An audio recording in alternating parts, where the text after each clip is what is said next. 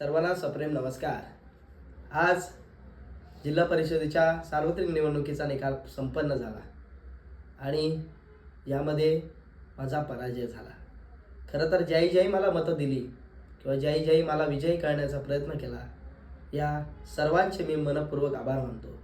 खरं तर हार जीत हा नियतीचा खेळ आहे, परंतु माझी जीत, माझा विजय तेव्हाच झाला ज्यावेळी मी या उमेदवारी अर्ज मागे घेतला नाही आणि मला पराजय करण्यासाठी तुम्ही तुमची सर्व यंत्रणा कामाला लावलात। अद्यापही कधीही एवढी यंत्रणा विरोधकांची कामाला लागली नव्हती, त्यापेक्षा 10 पट ही यंत्रणा तुम्ही कामाला लावलात, त्याच वेळेला माझा विजय झाला। मी आपल्याला आवाहन केलेलं की बिना धनशक्ती शिवाय आपण ही निवडणूक लढून दाखवा, परंतु आपण ते केला नाही, तिथेच माझा विजय झाला। खरं तर आज आपल्याला या जनशक्तीने विजयी केला असलं तरी आपल्यावर एक भार नक्कीच आहे। पुढील 6 वर्ष येणाऱ्या निवडणुकीपर्यंत एक विरोधक म्हणून कायम लोकांचे प्रश्न, लोकांच्या समस्या वेळोवेळी पत्रकारितेच्या माध्यमातून आणि माझ्या असलेल्या सवंगडीच्या माध्यमातून, ग्रुपच्या माध्यमातून मी मांडणार।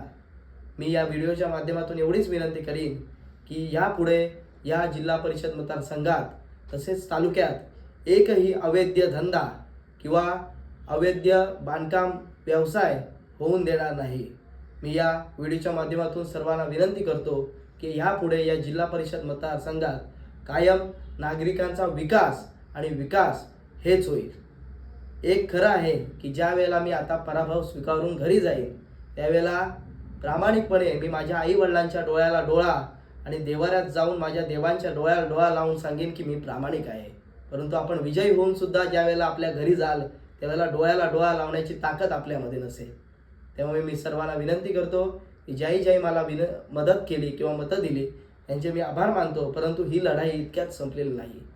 खरं तर लढाई नाही तर ही विकासाची खऱ्या अर्थाने नांदी म्हणावी लागेल की आपण ज्यांना निवडून दिला त्यांच्याकडून माझ्या सकट आपल्या विकासाची कामे आणि मी मांडलेले जे धोरण आहेत ते पूर्ण करायची जबाबदारी त्यांची आहे। त्यामुळे मी सर्वांचं या निमित्ताने आभार मानेन आणि विरोधकांना सांगेन की आता आपल्याला विकासाच्या मुद्द्यावर भरभरून काम करायला गरजेचं आहे। धन्यवाद।